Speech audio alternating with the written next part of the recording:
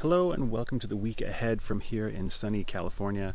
This week I'm going to be taking a quick run through of what's going on in the market and talking about some of the folks that I watch regularly each week to try to help me get my grasp on what's going on out there. And then I do a little bit of a zoom in on how I trade the open. This is how I take that analysis that we do here on the weekends about the week coming up and how we're thinking about the charts, and then how I use that analysis to make decisions each day as we come into the trading day and looking at specific charts and then deciding which ones I want to trade early in the day and how I want to go about making those trades. And so I'll go through an example of a trade I took on Friday on NVDA and walk you through exactly the types of things that I go through and give you a general sort of overview of the system that I use when I'm trading the open. So this week on the week ahead, I'm going to keep it pretty simple when it comes to the actual chart review. For weeks now, I've been saying the same thing, which is that as long as the daily uptrend is intact, then bulls have complete control. And as of Friday, that has not changed. There are hints that it could be changing, so I'm going to talk about that a little bit. But so far, the simple statement is continuing to hold true, and we are still holding the daily EMA 12 uptrend guide. Also, there's one of the things with this series is that I don't want to produce information and content that is being produced elsewhere already. And so there's already a lot of places you can go to get a really good take on exactly what's going on in the charts right now. Two of which that I highly recommend are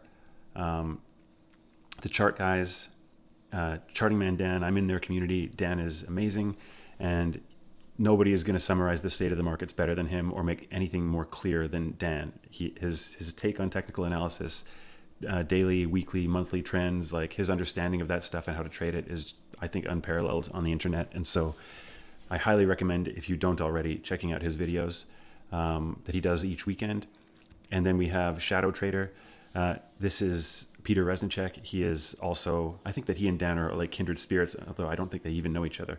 But they have very similar methods to trading, except Peter is much more about volume profile and what you can learn about the charts and glean from the information you get in volume profile.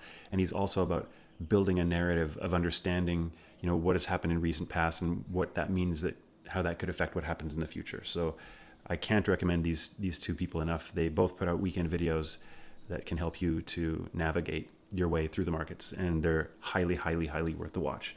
I watch them without fail every weekend. And last but not least, of course, notable mention to Jim Dalton. So Jim Dalton is another fantastic one. And what I especially love about Jim Dalton's videos, he puts out one a week. He calls it the week ahead, just like mine, but his are a couple of minutes long, 2 or 3 minutes long, and he very quickly summarizes just what he sees in the market profile and what his expectation is for, what, not necessarily predicting what's going to come, but just what he's seeing and how to interpret what's been happening in the recent past and what that could mean for what's to come. Okay, so really quickly, just summarizing what's going on. Daily uptrend is still intact here in ES. On the news about war that happened on Thursday night after hours, we dipped, but we only got to this low from this day back here. So we never actually broke the daily uptrend, which, by the way, that wasn't a daily higher low. It was just a low within this uptrend. The daily higher low is still further below than this. And so, does this mean that we're going to roll over? I don't know. I think it's the first little hint that something could, but look at the size of the retracement that we made here. So from the high of Thursday, where we were pretty strong throughout the most of the day, to the drop, even in pre-market, we retraced more than half of that move. And then into the regular trading hours, we were up, we're looking at like 80%-ish from the low all the way back. And so I knew when we gapped down that the most likely scenario was going to be a lower high up here somewhere in here we were going to get a lower high. And based on the size of that move, that's going to dictate, what then happens. Because, once we had this move down here, then when we come up, if we set a lower high and we're up high up here, then more likely we'll set a subsequent high or low. And then you find out, are we going to tighten up, or are we just going to set a higher low like this, like here somewhere, and then continue back up? So a lot depends on how this tightening range, develops and what happens with it. coming into next week. It could happen because we have the weekend now where anything can happen with the news and with the world. And so we could wake up on Monday morning and see that we're gapping down. We could wake up on Monday morning and be gapping up. We could wake up on Monday morning and be sitting smack in the middle of the range. So just depends. We got to wait and see what we're going to get. And our job as traders is not to predict. Our job is to just look at what we can see in the chart and determine the most likely scenario. And so right now we're in a tightening range. At this point, I think it could go either way. And so when we're in an established trend and things have the potential to continue or to consolidate sideways and not give a clear direction, then I have to assume that the direction we're going to continue is with that trend. So as of right now, that's what I'm looking for, but we'll see what happens on Monday morning. So if we do break this daily uptrend, which would mean, we'd either have to come so deep in without breaking that low that it introduces the opportunity for us to get a lower high and then a lower low, or we come below it, breaking the trend and then get a lower high. Either way, if that happens, what we're actually looking for then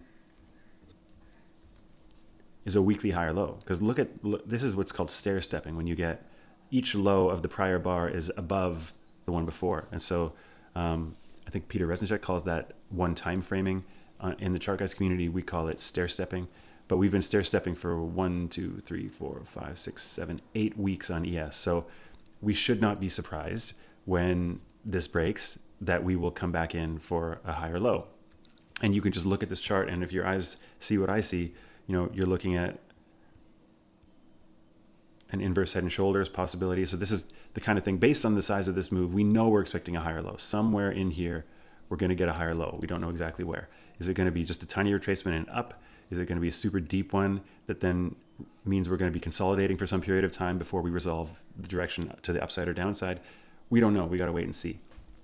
But that's obviously a key level when I look at the charts here. I'm looking at QQQ, SPY, ES, and NQ, and trying to see, like, if we break the prior week's low and we come in, how far do we retrace? And because that's going to really dictate what happens next. So I'm going to stop there. I'm going to let you go. If you want a lot more deep dive into exactly what is going on with all the different sectors that drive all these moves, there's really, again, Dan at Chart Guys did a really fantastic video where he summarized the different sectors and how they come into play with what's going to happen in the coming weeks. And I think Peter Resnick did the exact same thing, but his own take as well. So it's really worth watching those. What I wanted to do, instead of focusing on the chart patterns that are currently present, is I wanted to talk about how I personally go about trading these things, because I have a very well-defined system that I'm continually updating and improving upon that is based on trading the open. I find that for me personally, the best trades that I have in a day typically are initiated within the first 1 to 20 minutes of the opening of the day. And I think that's probably what a lot of people consider to be the scariest time to get into positions. And I'm not the kind of trader that just gets into positions with super wide stops. I actually have very, very tight risk on most of my trades. And so I think the way that I've developed my system around trading the open is just getting better and better all the time. I know I have the most success when I do trade the open, and I have less success when I'm initiating trades, after the first 30 or 60 minutes of the trading day. And so I want to talk about what those rules are, how I think about the open, and go over an example of how I traded something on Friday that was a break-even trade, but ultimately will help you to see how I judge stocks as we come into the open, and then as the price develops after the open, how I allow the chart to tell me what's actually happening, and then adjust my plans accordingly so that I'm not stuck with a bias throughout the remainder of the day. NVDA on the daily has been in a daily uptrend. This is Friday. So on the morning of, we had this rally, a very strong rally on Thursday. And as we come into the open, we're down here in pre-market, and we're holding above the low of yesterday, which is right over here. And so I come into this thinking, I know that at the close of yesterday, there were people betting on continuation here, and they weren't expecting this news from about the war. And I'm looking at all of the different names in the QQQs, Alt Mag 7, and and trying to see how many names are holding their lows of yesterday coming to the open versus how many names are not. And NVIDIA was one of the ones that was holding it. And meanwhile, QQQ and SPY had rallied hard off their pre-market lows. And, as I showed you earlier, the bounce retracement on that was 50% or more. And so I'm feeling quite bullish on the names that have held their lows of prior day. And so I've pulled this chart back to, this is the 1 minute chart, and I pulled it back to right before the open. So we've got a bunch of choppy price action here, and I'm just going to put on one of my indicators that I have for free. You can get this at tradingview.com, which is day trader levels. I'm going to bring my development version on. And so here you can see with the day trader levels indicator that the value area from prior day is way up above here. So this is obviously, news has affected this in a bad way, and anybody who is getting long up here is in trouble right now. However, on the moves down, it was not able to break through this purple line, which is YLOD, yesterday low of day. The pre-market low did, but it looks like it was like a flash and then up, and there's no volume on any of this stuff down here. So, you take it with a grain of salt. Now, I come into the open thinking bullish on this name, that it's held the low of yesterday, and so as we're coming into the open, I'm literally about to press the button on the open to buy, and I'm betting that it's going to hold yesterday's low of day. And so I look at this and I think to myself, if this thing is going to rally straight off the open, if the bulls yesterday were correct, I want to risk down to here, and I have a certain amount of money that I'm willing to go, and I think that it might go right off the open and just rally all the way up. Okay, so right on the open, this is my game plan. As soon I'm watching the seconds tick down here, and as it ticks over to the first minute candle of the day, I press buy on my order, and I'm just gonna, for the purpose of this exercise, I'm just gonna use this here. I'm just gonna say it was this. This isn't what I did in terms of number of shares, but this is how I was thinking about it. So I go buy here, and then we tick into the first minute. Boom. Okay, so the first move was up, and I've bought right on the open, and it's rallied hard. And so at this point, the very first thing that I do when I see this rally is I think to myself, I don't yet know if this is going to work or not. I'm solidly in profit. I really want to hold this for a lot more profit. And so the very first thing I do right here as it moves up is I'm measuring how far away am I from the level that my stop is at, and how far up from that level do I need to go to get to a 1-to-1. So if my risk is this much and my reward is this much, I'm already above that. I can sell half or a little bit less than half and of the shares that I got. And then from that point forward, if the price comes back down and goes below and stops me out, I don't lose any money. All I lose is the time that I spent doing the trade. So right here, as soon as it moves up, this is what I did, is I sell half. Okay, so I've banked a bunch of profit. This isn't an actual, this isn't real dollar amounts. Like I said, this isn't the number of shares that I used, but there, I'm safe. But I'm also aware that I've got these levels that I've marked off that were important for one reason or another, and I'm pushing up against one. And actually, this isn't even as relevant as the pre-market high was right here. So we've pushed up to the pre-market high and stopped on that first candle. And I'm also aware that we have this pivot high from yesterday. We have this higher low that was set that price struggled around into the end of day. So I'm looking at these levels thinking these might be areas where it's going to struggle. We're already at the halfway, this half level here is halfway back from, is halfway back from the range of the whole day of prior day. So if this is going to remain bullish, I want it to actually just keep going from here, right? And so it's wobbling now. So that's okay. We're still on minute bars. It's not the end of the world, but it's not a good sign, right? If you want to see a solid rally off the open and you don't want it to come back and test the prices below, you want it to just keep going. You don't want there to be any pause. And so immediately I'm looking at the wicks on this second 1 minute candle and I'm thinking, uh-oh, this might not work. Because 9 times out of 10, the most likely scenario on an open is balance, right? So what typically happens is, and I'll jump over to my rules so I can share this. So trading the open, this is a loose summary of my rules, but I'm looking at the daily and hourly trend, as I showed you yesterday, or as I showed you before. And NVIDIA is a good example where I'm feeling bullish on the name because it had a lot of bullish moves on the day before. It didn't expect this news. It was holding low of prior day. I thought it might continue to hold low of prior day. So the daily trend is up. The hourly trend has generally been up. It's been affected by this news, but I think it might just completely recover. And so the next most likely scenario is not for a gap and go or a gap and crash, but building a 5-minute range. So typically what happens is stocks will open, they'll start to move up or down, and they'll test levels from above and below. And if they don't break those levels, then they're going to reverse and go test levels from the opposing direction. And that's what's called the opening range. And so once that opening range is developed, where it tests a low or a high, and then a high or a low, and then you have a high and a low develop, then you're watching price react within that balance to determine where is it going to go. Is it going to continue up or is it going to continue down? And generally speaking, if a stock is trending up, I'm looking for the opening range to develop, and then I'm looking for the overarching trend to prevail on that move. So that's how I'm thinking about it. And so in this trade that I'm in, as I'm now risk-free from the open on NVIDIA, I'm starting to wonder, my expectation is that it should just go up, up, up, up, and push straight through yesterday high of day. That's what I want to see. If it does that, I'm made for the day. I don't need to trade anymore today. I'm gonna be a clear winner, and I might even hold on to this for higher, like daily higher highs. So I'm very hopeful on this trade. Next candle. It's coming back down. Anytime you see wicks like this is a 1-minute candle. So this is like I guess you'd call it is it a doji candle, right? So either it doesn't matter to me what the names of them are, but I'm seeing price middling, right? It's sitting in the middle of this value that is determined at the top of this candle.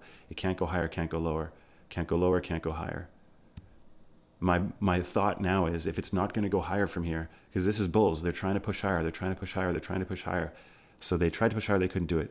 Tried to push lower, no, bulls tried again. They're pushing up higher, they tried again, they couldn't do it, it's coming back down. This is not good. This is telling me that the most likely scenario from here now is not continuation. The most likely scenario is what I just described, which is balance. And so more likely, because it didn't just shoot up, it's going to instead shoot up and then try to find some low. I don't know why I did that. And then maybe balance out and then figure out, does it want to go up or does it want to go down?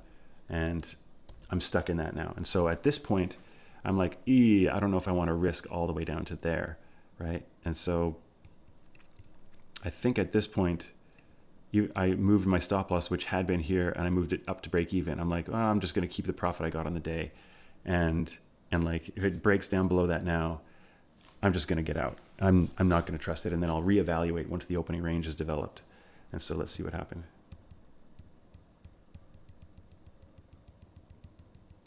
Man, it kept me guessing. Down. So I'm stopped out, but I kept my profit.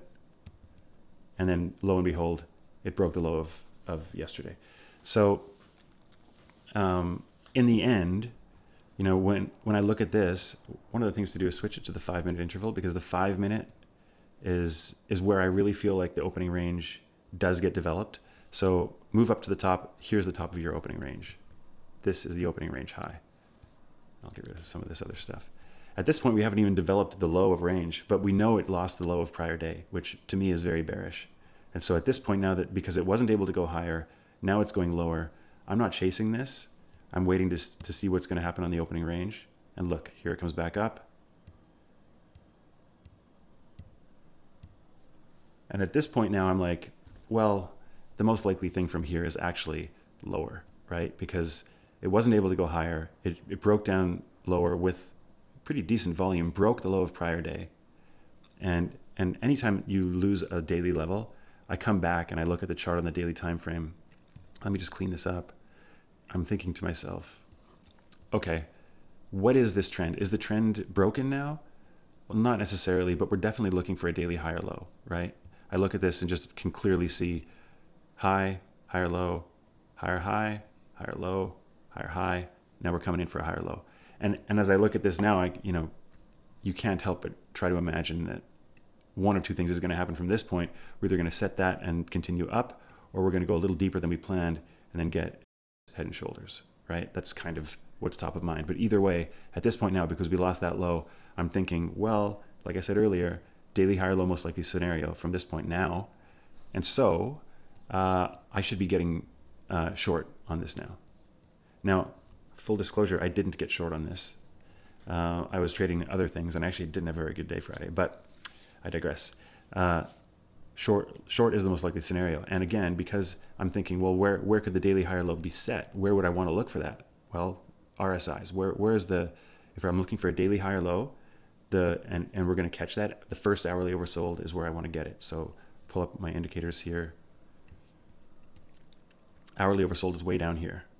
So at this point on this bounce, I'm thinking, well, short is the way to go. And so even from here, you could probably say, well, I don't think it's going to test this high. You know, if this is an opening range that's developing and you've got your high and low and you think it's going to go lower, you're looking for a lower high and then down, right? And so from this point here, I'm just going to go with the 1,000 shares again. I could say short. And if you want to get really loose, stop loss above here. And let's see what happens. Down. Right, so that's it. I still think that it never got the massive flush, and it could keep going lower. But I hope that makes sense. Like when I'm thinking about the open, it's all about, are we just going to run off the open, and the opening range that develops is just going to be some crazy high and then a higher low in continuation, or some crazy low and then a lower high in continuation, or are we going to get stuck in a range like this that's tradable, right? And that's what I'm looking for on the open. I'm looking at the levels that are important, that it might hold, and I'm looking at where that range could develop, and then how I can trade within that range, and then developing my idea for where I want to go with that range break based on the hourly, 4-hour, and daily trend. So I hope that makes sense. And you know, I feel like I could probably talk for hours and hours on trading the open. There's specific tools that I use for trading the open, things I think about. I'm looking at, you know, how is momentum developing based on wicks that are forming, like I just described to you with NVDA there. I'm looking at specific levels. I'm thinking about patterns and wedges on the 1 minute and 2 minute time frame. I'm thinking about if something is moving in a certain direction, using trend lines with alerts to let me know when those change, so I can jump back in and look at things. There's all kinds of stuff that I do around trading the open because I'm often looking at many different symbols. It's hard to keep track of them all in my mind, and so trying to get better at using alerts to remind me and keep me ready to take action when I need to. And so I think I might actually just take one of these week ahead weeks, especially here in the summertime, and just completely devote an entire session to trading the open and just share how I think about this stuff and how I go about doing it. Because I often feel like the best trades that you get are within the first few minutes of the day. You know, how that opening range develops and how it breaks will often drive the direction for the entire day. Of course, there's days where, you know, the opening range develops and then it breaks one direction and then it fails and comes back down and goes the other way. Yes, that happens. But that's just trading, right? That's just how it goes. You need to get into positions, get into ones that you're comfortable with, and then either decide you're going to hold for continuation, get risk-free, and just walk away from it or whatever. But like the best trades, the ones that have the best continuation, happen for me typically within the first few minutes of the day. And then you're just holding. You're just like sitting back and letting the stock do the work based on the move that you expect is going to happen on the higher time frame. And that's why trading the open is so important. Okay, so coming into the week, I think my simple statement still needs to be that if stocks are holding the daily EMA 12, then bulls are still in full control. And we'll see on Monday morning, that could be completely invalidated first thing, or it could be completely holding true once again. We'll see what happens on Monday morning. Hey, if you like the content I'm producing here on this channel, and if you like the indicators that I produce on TradingView, please remember to like and subscribe.